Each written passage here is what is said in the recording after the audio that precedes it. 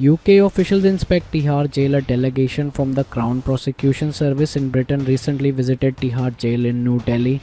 Their goal is to evaluate whether India can guarantee humane detention for extradited fugitives such as Vijay Mallya and Nirav Modi. The team inspected high security wards, met senior jail officials, and reviewed facilities.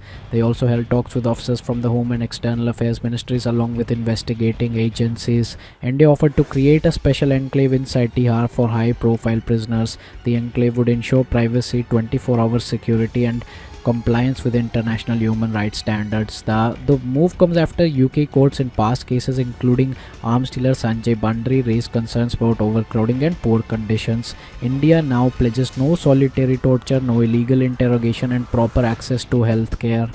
So to Mehul Choksi's case, at the same time, India has provided detailed assurances to Belgium in connection with the extradition of Mehul Choksi, who is accused of the 25,000 crore rupee Punjab National Bank fraud.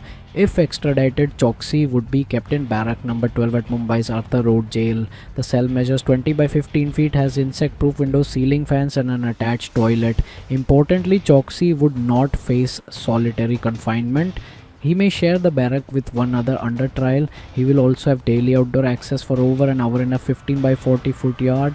There he can exercise, play badminton, chess or carom, and even join yoga or meditation sessions. India told Belgian courts that meals will meet nutritional standards and home cooked food will be permitted if the court approves. Medical support will be available on site with 24-hour security and CCTV surveillance.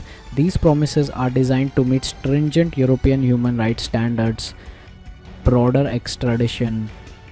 Push India currently has nearly 20 extradition requests pending in UK courts. The list includes high-profile fugitives Vijay Mallya and Nirav Modi, both accused of bank fraud.